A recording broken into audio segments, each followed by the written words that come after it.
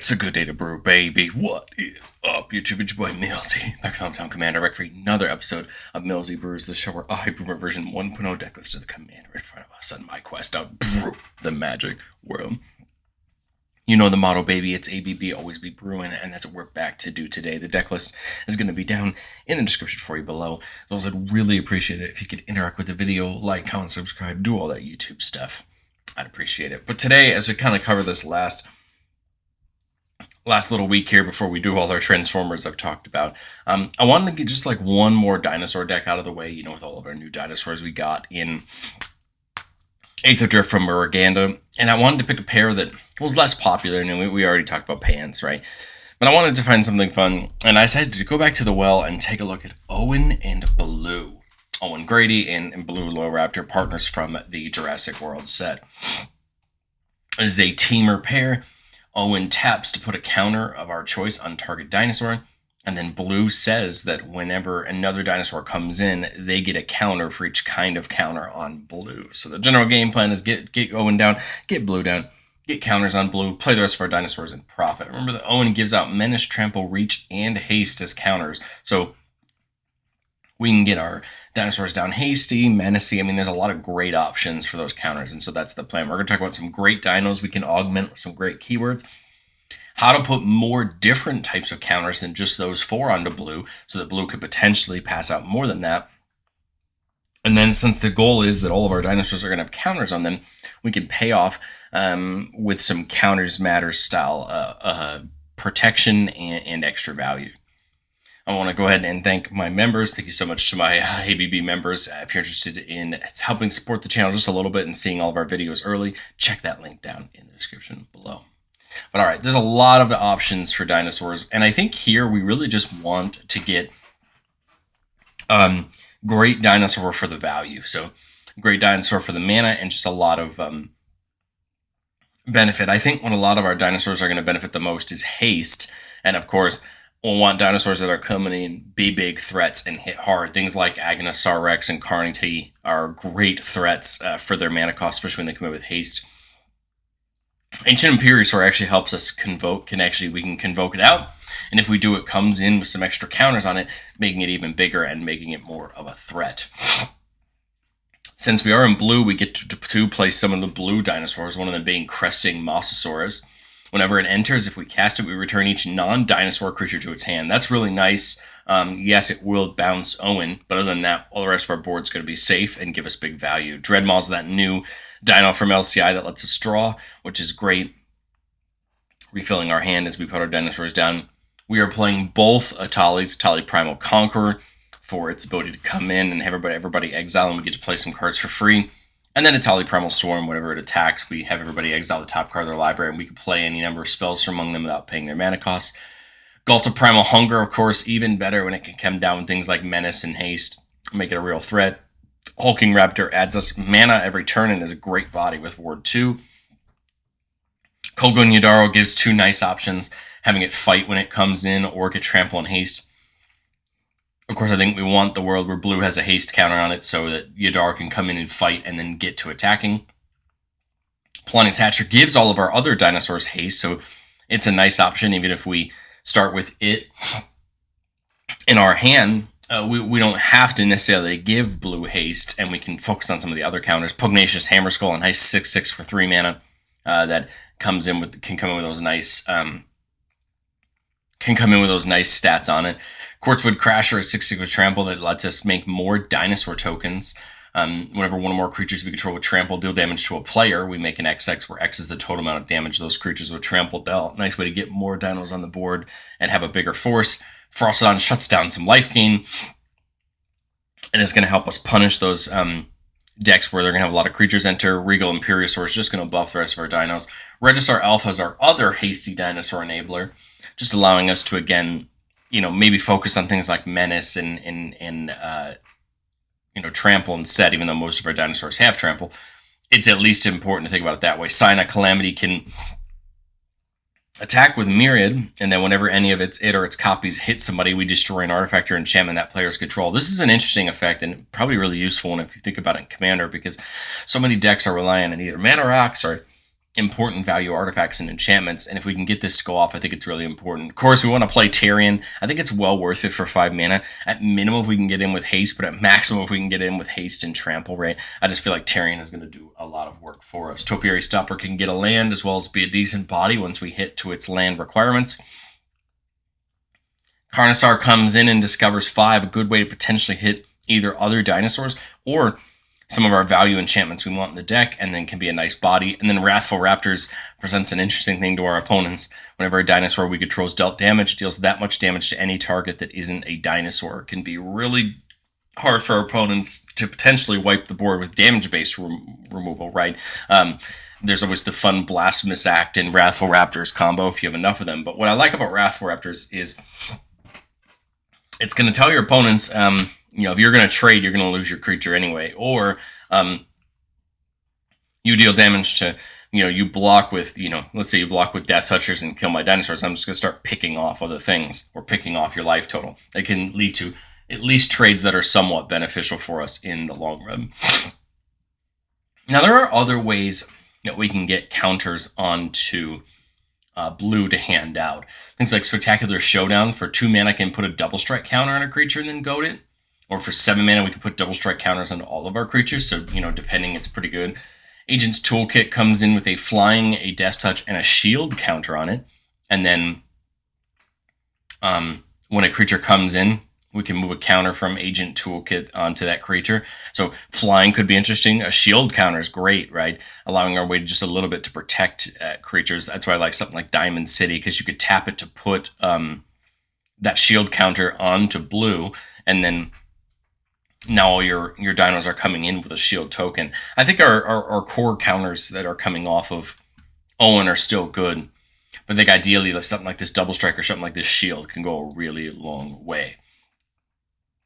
And then as we get into counters matters, I think we need to take advantage of the fact that we have counters on our creatures.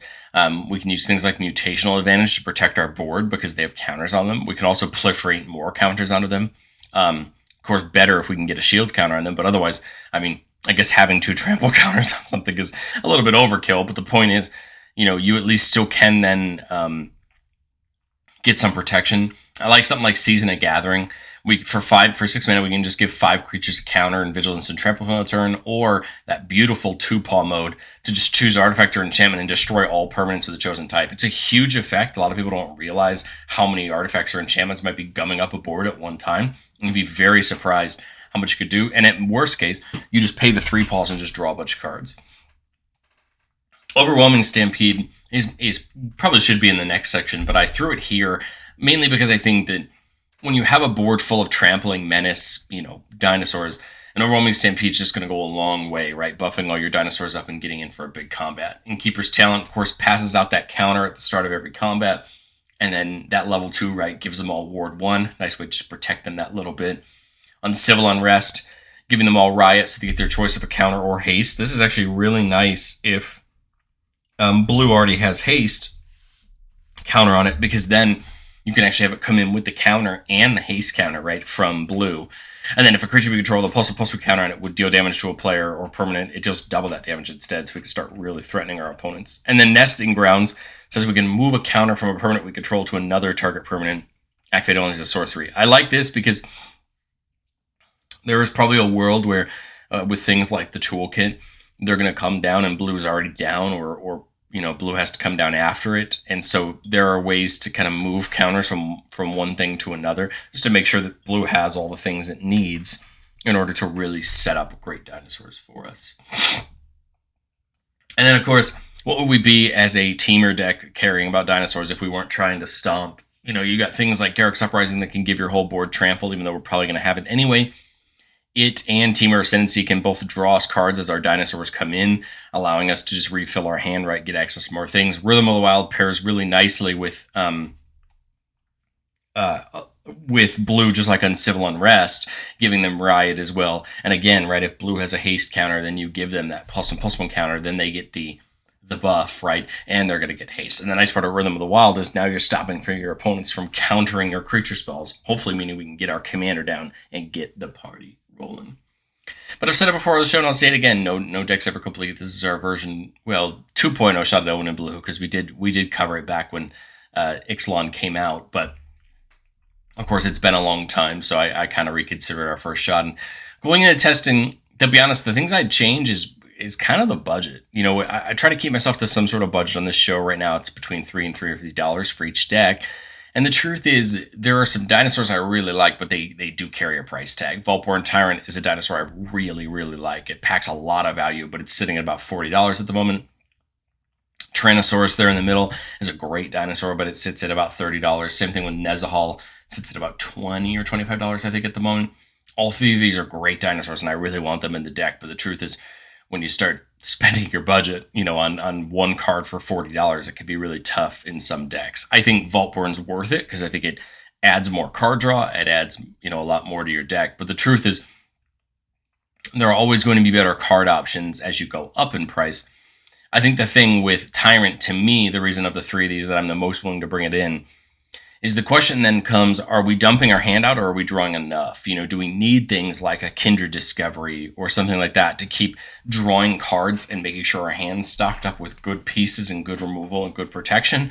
Or do we have enough of it that we already have? So the answer is, if we need more, maybe it's we bring in the Kindred Discovery, we bring in the Voltborn Tyrant, we bring in something like Elemental Bond if we need to, just to make sure we have the card draw necessary to keep our hand mainly filled with protection is probably the thing I'd want the most. But let's get into our playtest. Remember, the goal of playtest on our channel is not to find Magical Christmas Land. It's not to showcase our best plays, but it's to run through some game scenarios, understand how do we set up our board state with our opening hands in order to create the best board states we can. Here we're keeping a 3-lander with Patchwork Banner. Good way to buff our dinosaurs and get some extra mana. We have Tyrannix Rex. There's that showdown for the double strike counter and Polani's Hatcher. So I think the question I have as we're kind of running through turn 1 and 2 here is going to be, do we try to get the banner down before Owen or do we try to get it down after, right? Because I have enough mana to go, I think, with the line you want to go, which is Owen into blue, right? And then get the counter on it. So the question is just going to be, what do we think makes the most sense? Kiora is kind of a nice draw. I realize I need to play that Rockfall Bale. Sorry to play Owen. Kura's a great draw, drawing us cards when big creatures come in. So we'll go ahead and play Owen. So like I said, I could get, I can get blue down here and start getting counters on it. The question is, what do we do the turn after, right? That's going to be where we go here. So let's get blue down. I think right now, since most of the dinosaurs in our hand have trample, I think the haste counter makes the most sense, at least for the moment. Then blue can attack. But I think it's important because then now we can start really threatening our opponents with that, right, as our dinosaurs come in. All right, so turn 5, we have 5 lands. If I play Patchwork Banner, I'm down to 3 mana, which I don't even mind doing the showdown on blue, if that's the case. But I think it's going to come down to what my opponents have. Like, if I've got some space here, I think it's worth getting the banner down. If I get the banner down, that's 3, 4, 5 mana. I can't play the Imperiosaur just yet. I could go banner into Kiora and set up for next turn maybe to draw some cards. That could be interesting, right? Then now when our creatures are coming in, they can potentially draw some cards and we can untap one of our lands each turn or one of our permanents, which is kind of fun. Could get us an extra mana. I don't mind this. Now we could... Actually, I just realized now we could double tap Owen this turn, right? We could tick her down, so we tap him to give it, let's say, Menace. Untap him with Kiora, tap him again to give him, I guess Reach would make the most sense, I guess. I mean, Trample's the least important because, again, we're going to have lots of Trample. I'm not worried about it. That's kind of great, right? Because then... now we have blue all ready to go. Now people really need to take out blue, right? Otherwise our dinosaurs are coming down with haste and menace, a pretty tough combination. So as we come to our turn 6, we can either untap Owen or we have 7 mana, right? Because we have 7 mana. We could have 8, right? Because Kiora could untap a land. So the question is, what do we get out of it? I like the idea of Uncivil Unrest just to continue to build up our board, but we also might want to get some dinosaurs down. If I do Polani's Hatcher, That leaves me with 2 mana, but I can untap Cura for 3, and then I actually might be able to convoke out an Imperiosaur. Let's think about it. Hatcher makes 2 of the eggs when it comes in. So I've got 5 creatures, right? 6, 7. Tick this down to untap one of them. So sorry, these all the dinosaurs now are going to come in with what he had. My thought is now I can get down the Imperiosaur. I tapped 1, 2, 3, 4, 5 creatures. So that's 10 +1/+1 counters, and it's getting haste, menace, and that draws me a card off of here with Blondie's Hatcher. Off of the Hatcher draws me a card off of Cura and the Imperiosaur. But now it's a 16/16 menace, trample, haste ward 2, and we just take the attack this turn, right? And then on our next turn, Uncivil Unrest might not be a bad play to. We sack the egg to make the dinosaur on our combat. Because it's all dinosaurs, right? Yeah, so these dinosaurs would have, those 2, even though we tap them. And so now, we're looking at 9 mana if we untap one of them. I mean, it could make sense just to go this on everybody, double strike, go that way. I mean, I guess the board doesn't have trample just yet. My thought was the Uncivil Unrest, since everything, well, these guys don't have counters on them because blue didn't have a counter on it. Tyrannix could be fun just to come down and make it into a big threat. Let's see, if I play Tyrannix, I have 4 mana, so I could go on Civil Unrest into Hulking Raptor. That would draw me off Cura. It'd be able to attack this turn. And again, Imperiosaur is making a big threat. Not bad. I think there's some probably better intricacies we could have found. What I think if we can load blue up, though, well, now we can make some real threats. And then next turn, they can keep hitting harder and harder as they come in with counters on them that way. But let's get into playtest number 2, keeping a 1, 2, 3, 4 lander with Soul Ring, Rhythm of the Wild, and Marauding Raptor to make our creatures a little bit cheaper. If we just play the Soul Ring turn 1, right?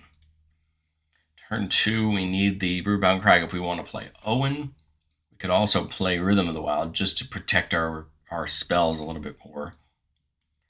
Turn 3, I've got just 5 mana, so I can play Owen, which will just get a counter from Rhythm of the Wild. I could play the Raptor if I want to.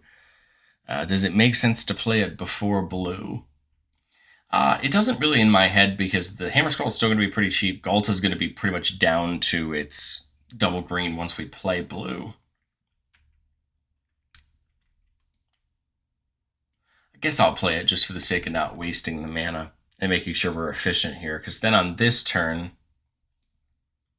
we'll play blue. Blue comes in with a counter, right? So now we're getting potentially double the counters with tap Owen for haste. So I've got 3 mana left, right? Because this costed 1 less, right? Because of Marauding Raptor. So that was 1, 2, 3. I've got 3 left, and I should either have enough for Hammer Skull or Galta. It could come out for 2 mana this turn if I wanted to, which I think makes some sense. Comes in with a counter and haste, so now these both can attack this turn. Galta can get in, right, and get damaging our opponents, right. Help bring the heat, right. And then here we're just a second blue source away from that, unfortunately, and we don't have the second blue source, but we have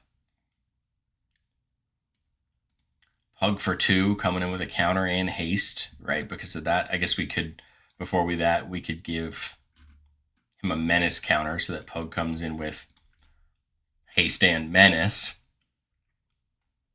and that have enough for so Thross is down to 9. I don't think I can get Throsted down that cheaply this turn. Guess you might as well get Frostodon down. Same thing, take our attacks this turn, right? Menace across the board here, haste. This has trample, whereas Pug doesn't, but I still think it's okay to attack with it, right? And then next turn, hopefully we hit the double green, hit the double blue for Mosasaurus. Otherwise, I mean, we just keep the pressure on, keep attacking. I mean, Galta becomes a real problem for our opponents. So here we're at 7, enough for Mosasaurus. Mosasaurus, right, clears the way for us, and we're in grand old shape. Let's get into our last playtest. Keeping a 4-lander with Soaring again. Monstrous Vortex. Great way to discover when we're casting our creature spells. And then Tarion. We see Tarion this time around. If I want to play Owen turn 2, I can't because I don't have a green, right? I don't have an untapped green source. So I think I have to just catch your Triumph. I think I have to go Soaring. Okay, so if I did Soaring last turn, yeah, my play doesn't change, right? Because I need that green source for... Yeah, I guess I could have gotten blue in this turn. I could have played the island into Soaring last turn, played the mount. Oh, no, I still needed a green. So we still need a green either way. Fortunately, we're bringing either of them down. We'll play Owen this turn, just a teeny bit behind, but that's okay. We're ideally looking for another source, and we'll give him haste, get that party started. Oh, we were really hoping for that land because we're now missing a second green source for something like Galta, even a third one for something like Tarion. Do we just set up with the Monstrous Vortex? Just keep ourselves going, set up for next turn. Get a menace counter on there, right? Just try our best to keep on the board. Of course, it's another mountain. 6, 7, 8 mana, just 1 green mana though, so we can't cast here, here, here. We can convoke, so we could actually convoke out Imperiosaur this turn, get us a discover and see if it gets in anything. So this could tap for a bunch of the green. We could tap blue. Still have a couple left, but that's it. We might as well tap both of them. So this would come in with 4 counters on it, but we do have to discover first. So we're discovering for 7. Let's hopefully hit something that's going to help us. Hulking Raptor actually does help us a ton, right? That's going to help fix this green problem that we have with all these creatures. And then the Imperiosaur comes in. These both have haste and menace. They can attack if we want them to. And now we're in great shape because now we've got the extra green mana. We've got 3 green mana total now. We can go for Quake Strider. It comes in with haste. We might as well give this trample now, right? So now these two wouldn't have come in with trample, but now I do these big dinosaurs that don't have them would. I also don't mind Brontodon now here because remember it can attack, so it's going to get +1/+1, so it's going to be a 14/14 with trample and menace, right? So it's not a bad play this turn either. I can't play Brontodon and Galta, right? So I kind of have to take my choice. Of course, Galta goes deeper on the Discover, but I kind of like the idea of getting at least one of them down this turn just to start really, really hitting our opponents. Let's do Brontodon just for the fun of it. We're going to discover 7 for Arcane Signet. That actually might fix our problem because we'd have a second green available now to go ahead and Galta, right? Tamer Ascendancy is great, giving all of our creatures haste. That comes in, draws us a card. And now we take our attacks this turn with haste, menace, and trample. We get big attacks, and I think we're in great shape. So much of the deck comes down to getting blue down, getting those counters on there, and setting up our gameplay. But let me know, what do you think of Owen and Blue down in the comment section below? I honestly think that if I wasn't as committed to Pants as I am, how much I like that deck, I think I'd probably be more willing to try Owen and Blue, but I think it's a fun deck, especially if you want that Tamer support and stuff like that. Things like Kindred Discovery, which we did in the deck, Tamer Ascendancy for that value. So much of that protection, like Mutational Advantage. I'm not playing Ripples of Potential, but that'd be another option. There's so many great pieces you have with the blue. So I'd love to know what you think of Owen and Blue down in the comment section below, and I